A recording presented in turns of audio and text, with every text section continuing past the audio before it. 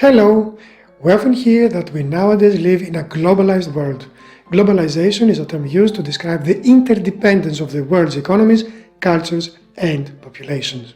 It is brought about by the formation of numerous trade routes. These routes permit the continuous flow of goods, services, technology, capital, information, and of course, people. Communication between peoples is a prerequisite for trade, and cultural exchange is an expected byproduct of communication. Through the exchange of ideas, civilizations are shaped and evolve. Tracing ancient trade routes by following the flow of amber. Next on Random History.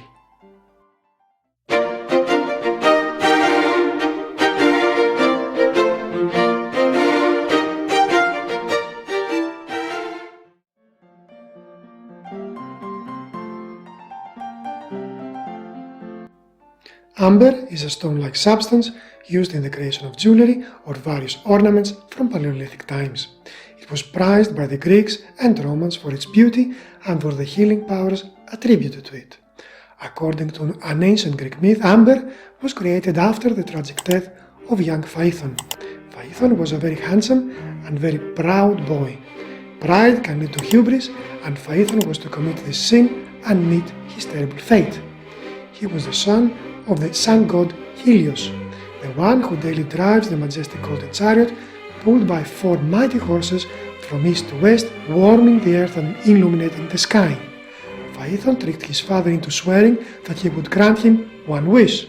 The youngster's wish was to drive Helios' chariot for one day.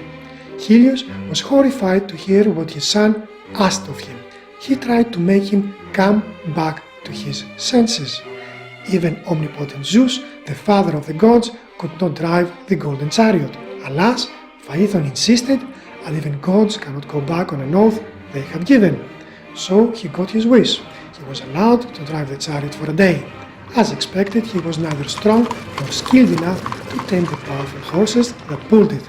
He lost control and the chariot started to follow an erratic course, one moment soaring up to the stars and another sweeping along the earth, setting it ablaze.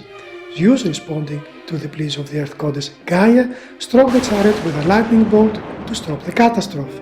The chariot broke into pieces, the horses fled, and Phaethon's charred body fell on the bank of river Eridanus. His divine mother Clymene and his sisters the Heliads cried bitterly over the boy's remains. The gods felt sorry for the pain-stricken women and transformed them into willows.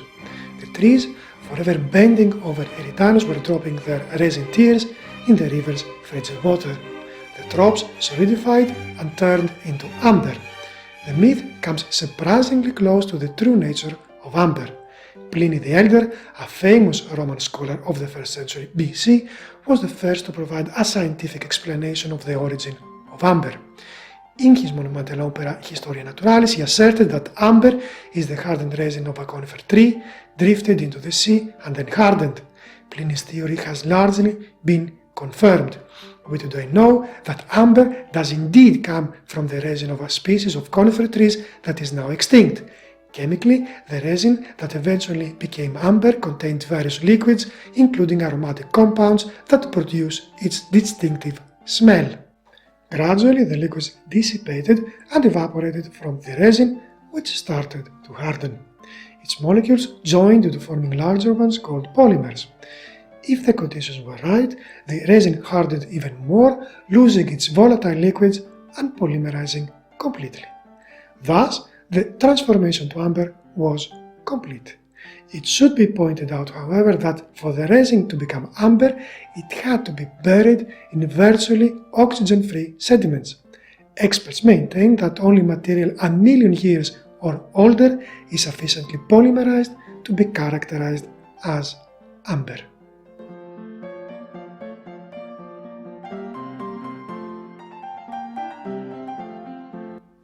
Amber is a light material with a specific gravity ranging from 1.04 to 1.1.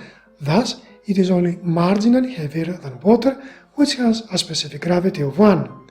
It is usually found in the form of irregularly shaped droplets or rods. Amber comes in all shades of yellow and at times contains hues of orange, brown, or more rarely red.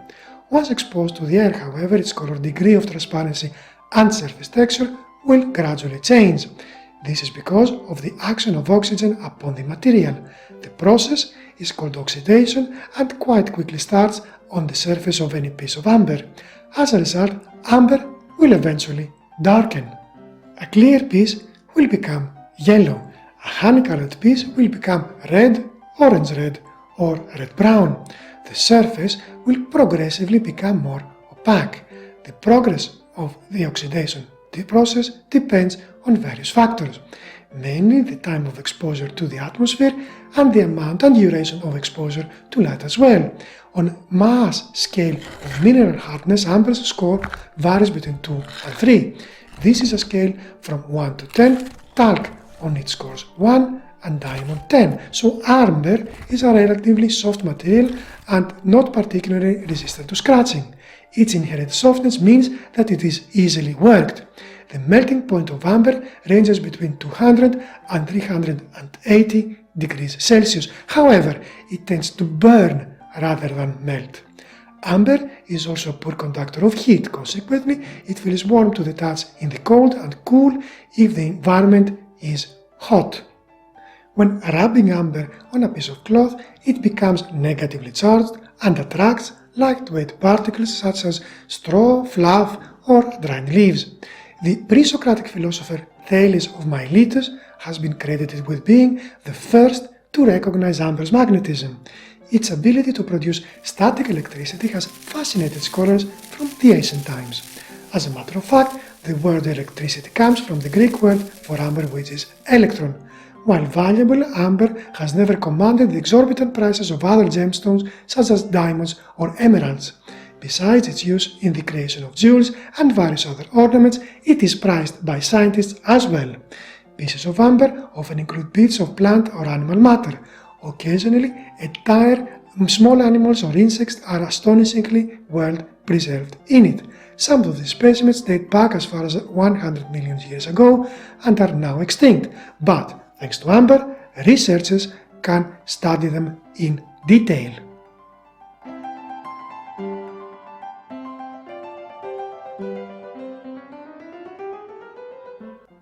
Archaeological amber artifacts are clear evidence that amber processing exists for more than 6,000 years. In fact, the oldest amber artifacts are dated between 13,700 and 12,200 BC. The majority of them are quasi-realistic figurines of animals or birds and carved pendants from Central Europe. The first Neolithic amber artifacts discovered are from around 4000 BC. They were found in the eastern and southern regions of the Baltic Sea together with pieces of raw amber. The widespread use of amber is corroborated by Bronze Age archaeological evidence around the Mediterranean basin and Near East. Amulets and amber jewels of the era have been found and catalogued. Other amber objects found include spindles, buttons, and pins. Almost any amber piece of jewelry could have had some apotropic function. Amber was also used in the decoration of furniture or boxes. Objects adorned with it were offered to exclusively female deities in the Greek-speaking world and Italy. Amber also held a significant role in funerary contexts. Large amounts of it were buried in shaft graves at Mycenae. Heinrich Schliemann during the digging of Troy found a large assortment of treasures, among which amber beads. Initially, amber was reserved exclusively for the social elites. However, with the passing of time, its use seems to have widened. Mesopotamian, Eastern Mediterranean and Egyptian amber artifacts were rather scarce. The amber finds in the Tutankhamun tomb seem to have been rather the exception than the rule. On the contrary, amber was widely used in Bronze Age Northern and Central Europe, as shown by findings. The popularity of amber throughout the Mediterranean seems to have steeply declined after 1200 BC, but after about the mid-8th century BC, it begins to reappear in appreciable quantities within the archaeological evidence, mainly from the Greek and Italian peninsulas. Apart from decorative and adornment purposes, amber had other uses as shown mainly in the Roman literature. It was often burned. This is a use that by definition leaves no tangible physical evidence for archaeologists to find. Amber burned as incense was an integral part of rituals involving mainly solar deities. This custom was quite common before and during the classical era. Burning pieces of amber seem to have been symbolizing the sun in the ancient world. Thousands of incense burners were found in sanctuaries and graves scattered all over Greece and Italy. A testament to the gravity that the burning of incense and amber offerings had during religious rituals. Last but not least, amber was attributed healing properties as well. The first to write about the healing properties of amber was the Roman scholar Pliny the Elder in the 1st century AD. He suggested that wearing amber beads might soothe a sore throat. A century later, the famous Greek physician, surgeon and philosopher Galen wrote that amber could be used to stop excessive bowel movements. He also recommended wearing an amber necklace when suffering from jaundice. Famous were also his pharmaceutical recipes containing amber for the treatment of a range of digestive and respiratory problems. His voluminous writings were fundamental to the pharmaceutical philosophy. They were revered without any serious questioning well into Renaissance times.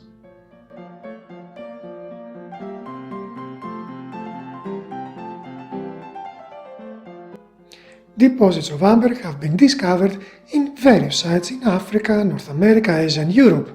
However, the most plentiful of the deposits nowadays, as in antiquity, are the ones in the shores of the Baltic Sea. Today this area is divided between Lithuania, Latvia, the Russian Kaliningrad Oblast, Poland, southern Sweden, northern Germany and Denmark. The richest deposits are on and around the Sambia Peninsula. This area corresponds to the delta region of a river that once drained an ancient landmass which now lies beneath the waves. Even if this area holds the largest concentration of amber in the world, it is what we call a secondary deposit. The fossil resin was not formed where it is found, or as we say, in situ. It was formed in faraway places and was carried ashore during storms and subsequently by water. It has been hypothesized that the whole process of the creation and deposition of amber unfolded over a period of more or less 20 million years. In antiquity, most amber from the shores of the Baltic Sea was harvested on the spot from the shallow waters where it was washed up.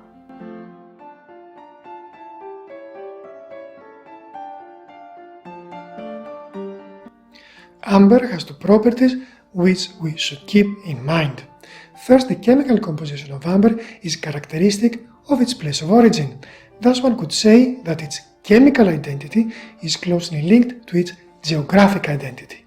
Furthermore, amber largely retains its chemical composition over time, and that is why some experts resist calling it a fossil resin, because the chemical composition of other fossilized materials has largely been altered over the centuries. Making use of these two of amber's properties, we can trace the origin of artifacts made from it even if they are thousands of years old. Hence, scholars were able to reconstruct the ancient roads via which amber used to travel from its place of origin to the spot where it surfaced again centuries later. And it is basically how the so-called Amber Road was traced. It is important to realize that the term Amber Road is more of an archaeological construct than the name given to an actual road. Ancient people traveling to trade amber had no notion of one or more actual roads to be followed. The oldest evidence pertaining to an eventual movement of amber date to the Paleolithic era. Amber was most likely transported via a chain of exchange and there was no definite long-distance amber trade. This changed in the mid-2nd millennium BC when amber was probably acquired in both raw and more finished forms. The term Amber Road was coined in the 1920s by the Cambridge archaeologist José María de Navarro. He used it to denote a set of trails or paths connecting the Baltic and the Adriatic in antiquity. People seem to have been trading across these paths since Neolithic times. Salt mined in Central Europe was sought after by the peoples of Northern Europe, so amber which was plentiful on the Baltic shores was exchanged with salt and then sold to Mediterranean peoples. This trade intensified during Roman times. Some Roman cities even saw the development of the fabrication of amber artifacts in almost industrial proportions.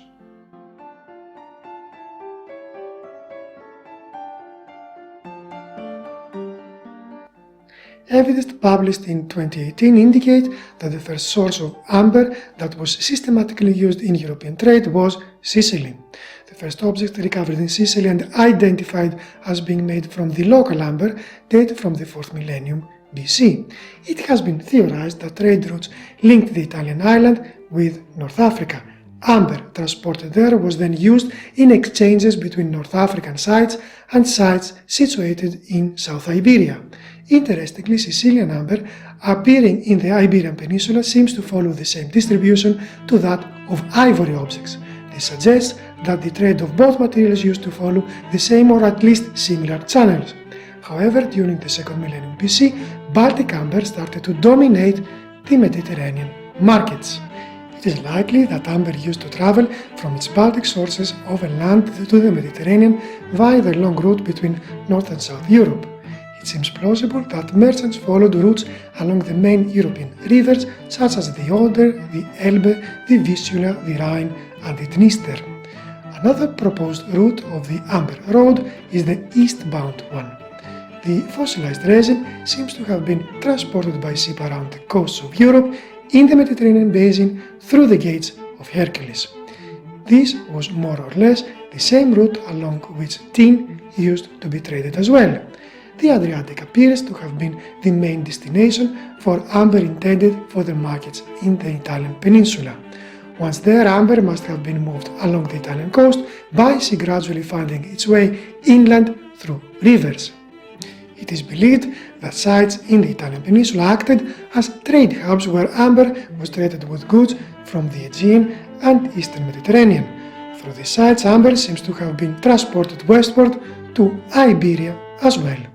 The first literary evidence of the Amber Road between North and South Europe come from the Romans dating to the 1st century AD. Publius Cornelius Tacitus, one of the greatest Roman historians in his work named Germania, is the first to mention the Aestii. They were amber-gathering people located on the fringes of the territory of the Swabian tribes. This is somewhere on the southeast shores of what we now call the Baltic Sea. Scholars have yet to identify the exact territory of the Aestii. Pliny the Elder, on the other hand, is a renowned naturalist and natural philosopher, not to mention a friend of the Emperor Vespasian. He wrote about a Roman knight dispatched by none other than Nero himself. His mission was to find as much amber as possible for a lavish gladiatorial display. He traversed both the trade routes and the coasts, obtaining large quantities of the precious material. The amber collected was used to exorbitantly decorate the arena. And this was a description of the ancient Amber Road, a glimpse into an ancient globalized world in many ways like the one we live in today. We would love to read what you have to say in the comments below. Stick around for a few more seconds because a couple of videos are going to pop up that might interest you. If you feel so inclined, please like, share and subscribe in order not to miss out on our future videos. Until the next time, keep learning!